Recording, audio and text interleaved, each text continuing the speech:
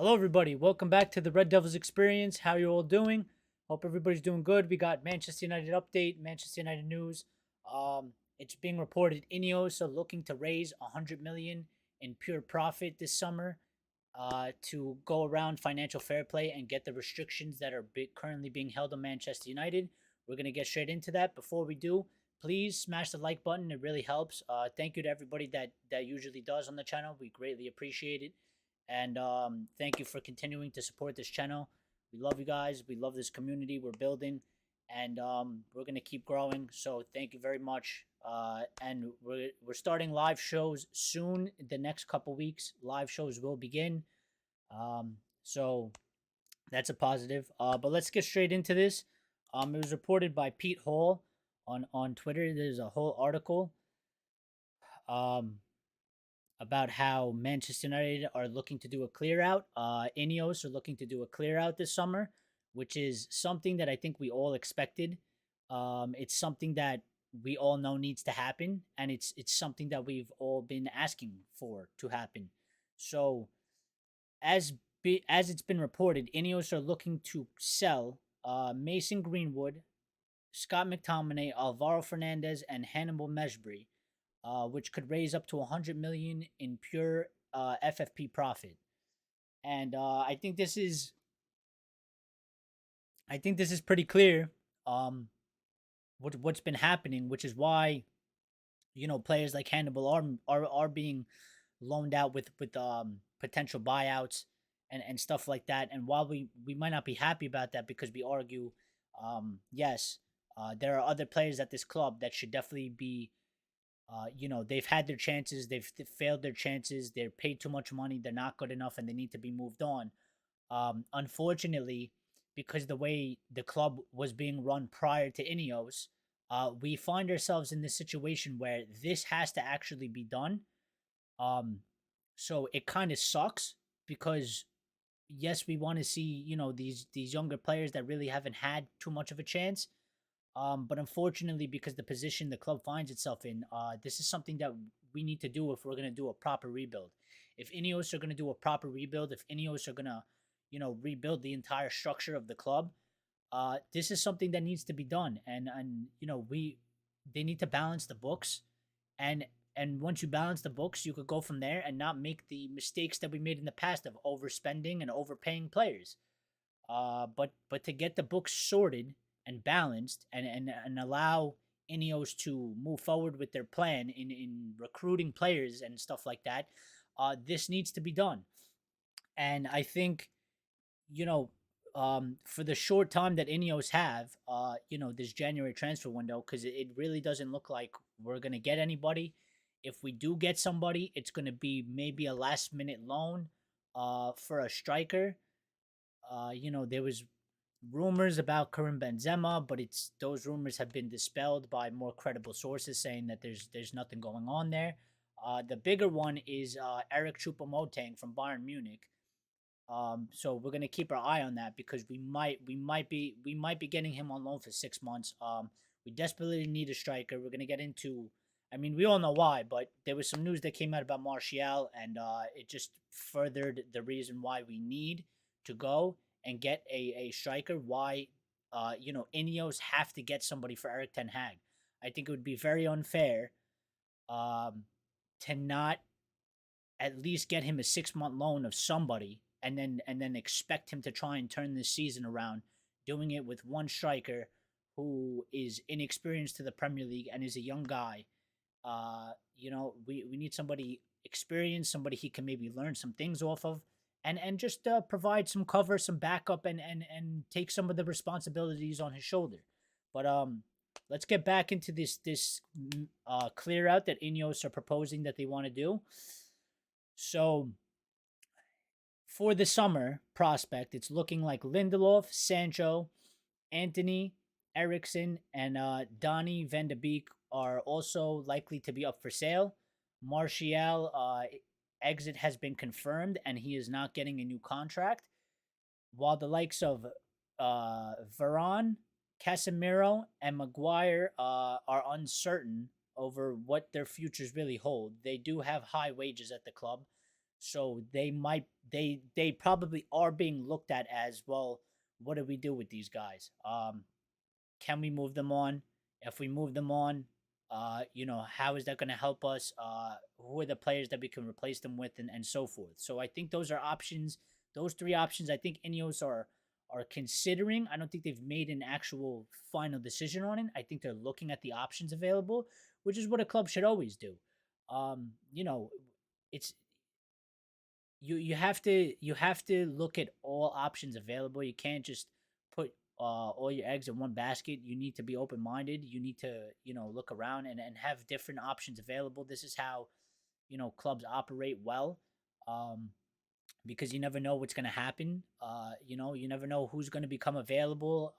Maybe a player that you thought was impossible to get, that you would have liked to get, suddenly becomes available, and you then don't have the resources or the finances to go get this player, and you miss out, and he goes to one of your rivals. And we've seen that before. I mean, Cody Gakpo, in my opinion, should really be a Manchester United player, not a Liverpool player. But of course, we didn't have the finances to do that deal, and Liverpool did, and he's there.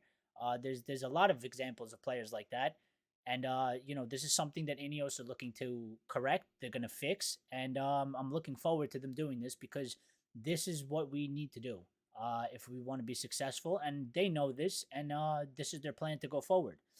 So I just wrote down here because it's a lot of numbers, so I wanted to make sure that, like, I'm sort of in the ballpark at least, even though we're guesstimating or estimating. So realistically, for the summer, I could see something like, for me personally, if you're gonna sell Mason Greenwood, you don't sell him for less than anything than 50 million. Um, Absolutely not. I've seen some numbers online where people are saying, sell him for 25, sell him for 30. I think that's way too low, especially with the fact that, like, teams like Real Madrid and Barcelona are looking at him.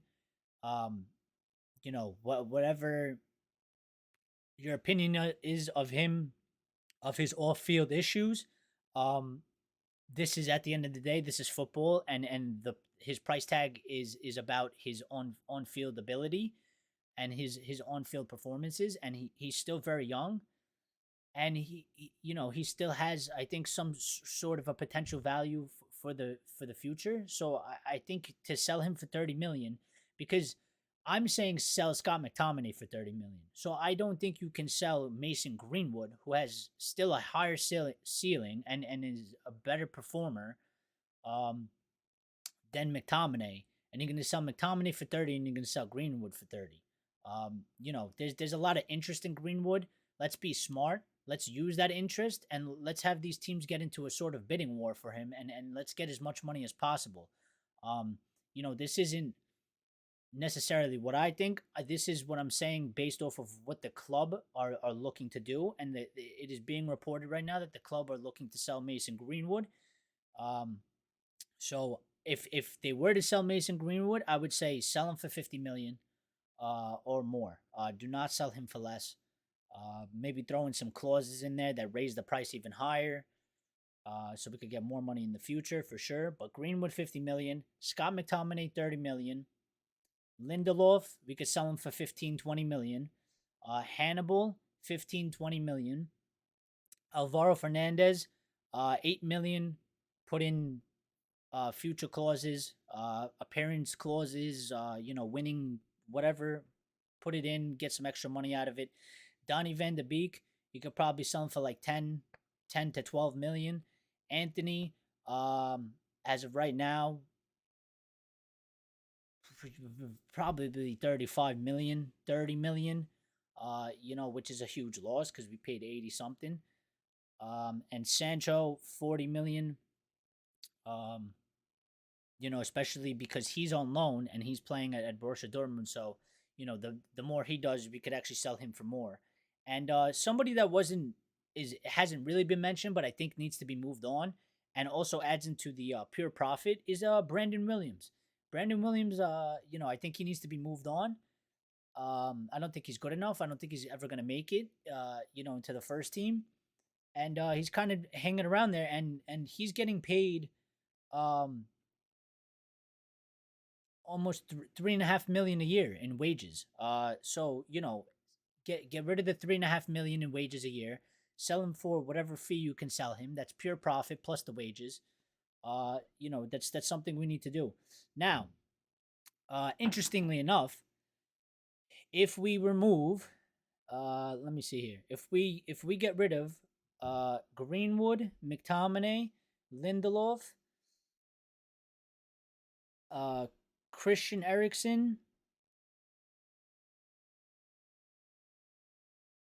Jadon Sancho, Anthony, and Anthony Martial is going on a free, right? So all those players removed from the club, in total, the club will be saving 52,780,000 British pounds in just wages. That's just in wages. That's not including any fee for transfers or anything like that. So the club will have 52 million extra being saved just by the wages, plus all the transfer fees that we can get as well. So personally, for me, this is why I'm gonna say I'm expecting Manchester United this summer to spend about 300 million this summer. I think we can definitely do it. Um Now it'll be made more difficult to do that if we don't make Champions League, because that's going to hurt us financially even more. So maybe it would be 200, 250. But I think if we do this and operate correctly, and sell the players that we need to get the wage bill down, right? Um, Plus the money that Sir Jim is investing in a little bit here and there. I'm expecting Manchester United to spend 300 million this summer, and if you have 300 million and you spend it good and you spend it well and you spend it smart, that averages about to 5 players, 5 brand new players average. So we can get 4 to 5, maybe if we're even a little bit lucky, 6 brand new players to come into the squad.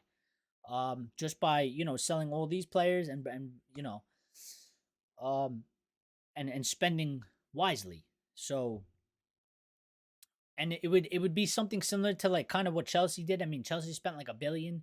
Everybody cries about their FFP, but listen, when they're when they're operating with the loopholes around FFP, and they're doing it smartly, I don't see how you can really complain. They're not doing anything wrong. The law for FFP is written the way it is, and if you figure out how to operate around it, and be able to do what you can, or what Chelsea has done, I can't really hate on that. That's just being smart at your job. That's just being smart business wise. And other clubs should be looking to do the same. And if it's such a problem, then they can go and rewrite FFP. I don't understand that, but yeah, if we can do something sort of similar to Chelsea, we could raise around 200 million, and I think we have 100 million to spend. So I'm looking at a 300 million summer this summer, and that's about 5 to 6 new players. Also, somebody we didn't mention is Amrabat. He's obviously not going to get a contract because he's on loan.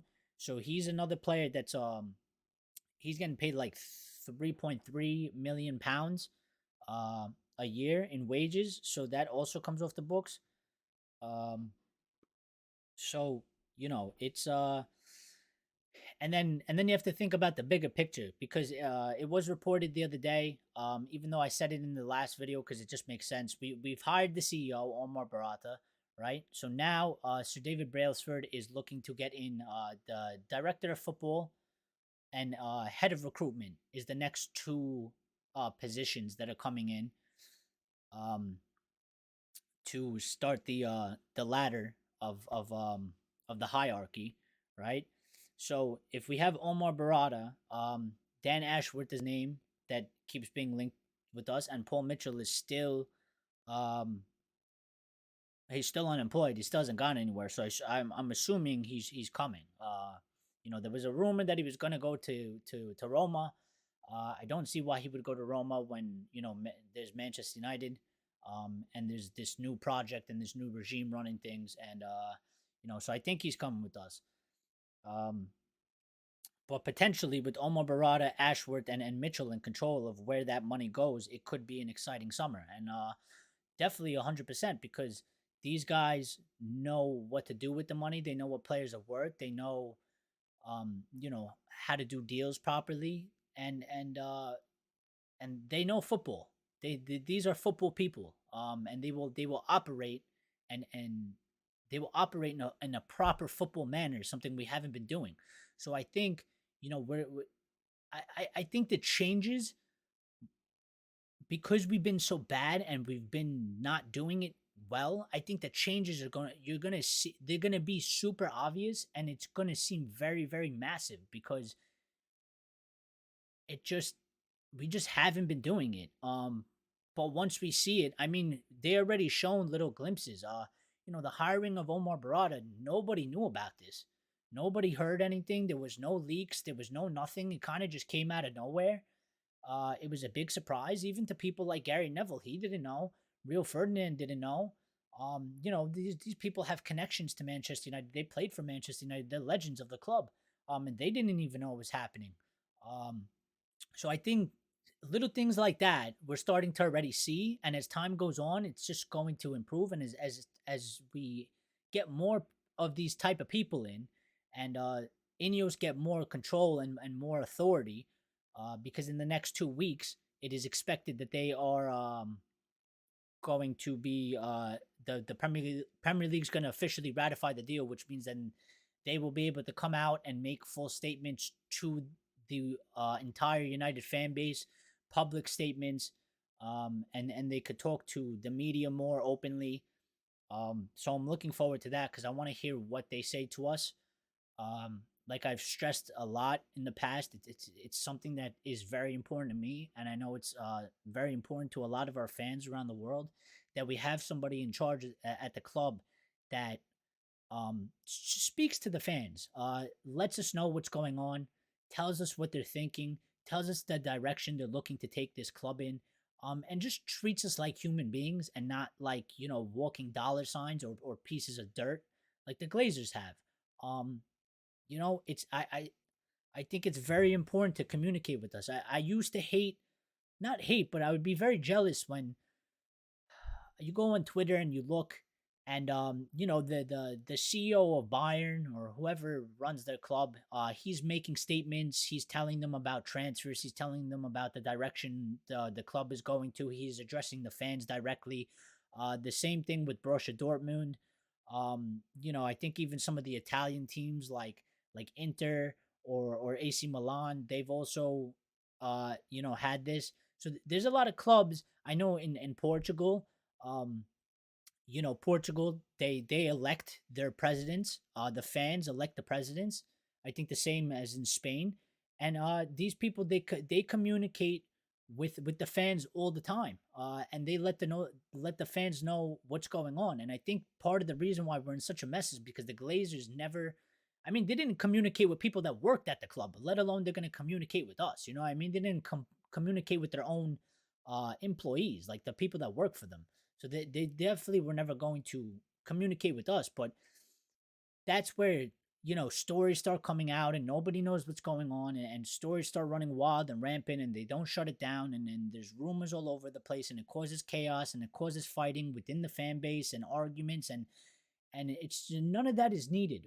This club needs to be united. The fan base has to be more united. Obviously, the people, not everybody's going to agree on everything, but there shouldn't be so much infighting on stupid little shit, which I think is a direct cause of the Glazers and their mess. So um, we're gonna get on to it was reported, or it's been reported, or been announced from Manchester United directly from the club, that Anthony Martial has done a groin operation. So he had to get surgery on his groin. He had a groin injury, and he will be out for up to 10 weeks, potentially 12, which means that, he's not coming back until April or something like that. So pretty much he's pretty much done for the rest of the season. We might not even see him play again for Manchester United, and he's not getting a new contract. So this is something that I'm pleading, and I'm really hoping that somehow, I know we're kind of restricted by FFP right now, but for the club, and not for nothing, it was reported that INEOS are not writing the season off, and they want us to get um Champions League. They want us to finish in the top four or top five, whatever it is now. I think England might get an extra spot, but and I believe them. I don't think they're trying to write off the season. I'm just hoping that somehow, or we have the ability to go get Eric Ten Hag, a striker, just for 6 months, because it's desperately needed. We need other stuff too, but we cannot go towards the rest of the season with having just Rasmus Højlund. Um, it's a real concern, because then you're kind of saying, well, we have Rasmus Højlund, um, you know, and what if Rasmus Højlund fails? I don't think Marcus Rashford works well as a striker. Ten Hag says that he can do it, but I think Ten Hag knows that Marcus Rashford doesn't work well, because he's reluctant to kind of play him there. And anytime he has played him there, he hasn't really done anything up top. Um, so let's just say, for instance, we don't sign a striker for 6 months. Rasmus Højlund gets injured for 2 months. Now we're playing Rashford up top. We still don't have. There's no backup behind Rashford. So God forbid Rashford gets injured. It's just a mess. And then now we're taking Rashford out of a spot. That's one less option we have on the wings. And it's just weakening. It's just putting our squad in a weaker position than we need to be. So really, it's stressed. At this point, I mean, listen, it can't be like Weghorst level. It's got to be somebody that can add something, a little something. I think Choupo-Moting actually isn't a bad player. I know he gets a bad rep because he played on Stoke, and he's like this tall, lanky kind of goofy guy. But like, if you look at how he plays, and not for nothing, he's a backup for Bayern. I mean, he's not. If you're backup for Bayern, you can't be horrible. Um, and also, beggars can't be choosers at the end of the day. Actually, we're in a dire position, so we need somebody in, and somebody that can provide a couple goals here and there. If this guy can come in and give 5 to 10 goals for the rest of the season, I think that's a W. To help us, it might help us get a couple extra points here and there. And you never know. Winning an extra point here, an extra 3 points there, that could help us get into Champions League at the end of the season. So it's something that we really need to do. We really need to do, and I hope INEOS are able to pull something off and get Eric Ten Hag a striker, because if we don't get nobody by the time January window closes, I think it's it's just making Eric Ten Hag's job even harder, and he already has a tough job. I mean, he needs to turn this shit around, for himself, but also for the club. And he's facing an uphill battle right now, and I think he needs all the help he can get. So I'm hoping that we can pull something off. And just the last thing before we get out of here, um, United Muppeteers has just reported not too long ago. Check them out on X, on Twitter. Very credible source. These guys, they're very good at what they do, and I like them a lot. And I always check out what they got to say. United Muppeteers, they have said sources have indicated to them an expectation that a senior United physio will depart. This is seen as the start/continuation of a process and an overhaul in the medical department driven by Gary O'Driscoll. Goal is for innovation and push for positive change. O'Driscoll, given mandate when brought in from Arsenal, not driven by INEOS, but supported by them and aligned with the standards Brailsford has communicated about regularly to staff in recent weeks. So I think this is something that definitely needs to be done, for sure. We've had injury problems for many years. I know there's a lot of reports that Ten Hag's pushing the players too hard. I mean, but just go look at the injury record. Prior to Ten Hag, we've had huge injury problems at this club. And I think, it comes to the point where it's like, well, at a time you can blame the manager, but if it keeps happening through different managers, um, it's most likely with the department, with the physio department, and those things need to be they need to be looked at, they need to be changed, and they need to be updated for modern stuff. And you got to get new people in there. So that's something positive. Um, Again, that was started before INEOS actually came and took over. But INEOS are also, um, monitoring that, and the guy that is working on that is in agreements with Sir David Brailsford and the standards that he's holding, so they're allowing him to continue, and they agree with the moves that he's making for right now. I would like to see some bigger changes that happen in the department because I think it's a huge problem. And another area that I want to see is the scouting department, which I think we will see once head of recruitment and director of football are hired and officially confirmed. I think we will see a lot of changes in the scouting department as well. And if we can do any changes to the youth setup as well to make it even better, which INEOS are definitely looking at. But that's going to be it for today. Thank you guys for tuning in. We really appreciate it. We'll keep you up to date with any breaking news. We are playing Sunday, FA Cup. So if there's nothing breaking till then we will see you for the Red Devil recap, like we always do after every match. We do player ratings, discuss the match, opinions, thoughts, all that good stuff. So thank you guys for tuning in. Again, please smash the like button if you haven't already. We greatly appreciate it. It helps us out a lot. Thank you for tuning in. Leave your comments down below. We want to hear from you. We want your opinions. We want your thoughts. Anything you got to say at all, really, don't be shy.